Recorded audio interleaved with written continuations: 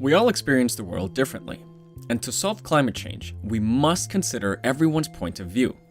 Empowering women is fundamental to building a better future in terms of both society and the environment.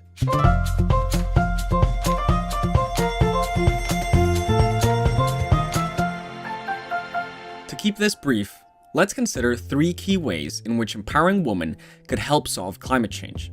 We'll look at the productivity of farms, family planning, and climate leadership. So, what do women farmers have to do with climate change, you ask? Quite a lot, actually.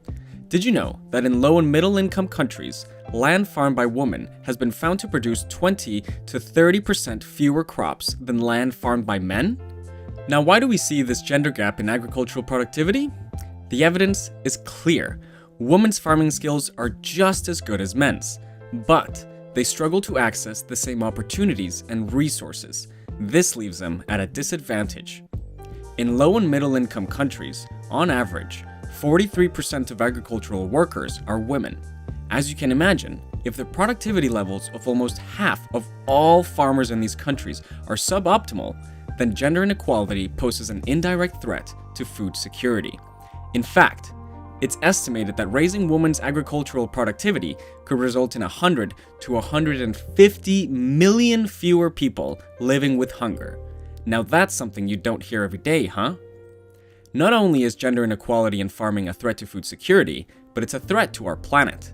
By increasing women's agricultural productivity, more food can be produced on existing farmland, and fewer forests need to be cleared for new fields. This means that fewer emissions are released overall.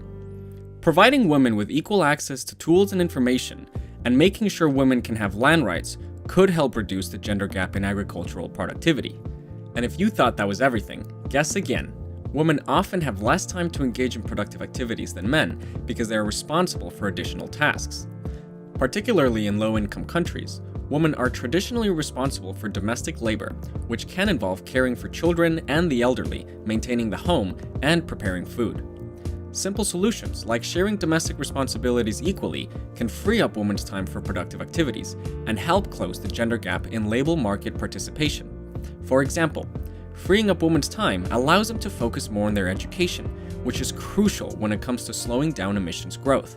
According to Project Drawdown, education is one of the most powerful tools at our disposal for avoiding emissions and curbing population growth. In fact, women with higher levels of education tend to practice family planning and have fewer and healthier children.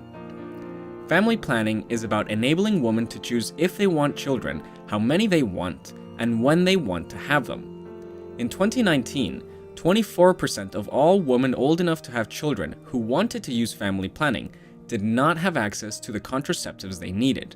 As a result, these women experienced high rates of unplanned pregnancy. Providing family planning services, access to contraceptives, and reducing the stigma around contraceptives not only benefits women, but it also benefits the environment. With widespread contraception, women tend to have fewer children, which can reduce global emissions. Family planning and education go hand in hand. Education gives women more opportunities as alternatives to having children or families, whilst family planning gives them the means to achieve their goals. Family planning and girls' education would provide 16 to 29% of the reduction in emissions needed to avoid climate warming of over 2 degrees Celsius. With better access to education and employment opportunities, women are more likely to learn about their environment and be inspired to become climate leaders. Speaking of leaders, globally, power is not shared equally between genders. As of October 2019, only 24.5% of all countries' politicians were women. It's important to include women when making decisions, as you're not going to get the full range of perspectives if you exclude 50% of the population from debates.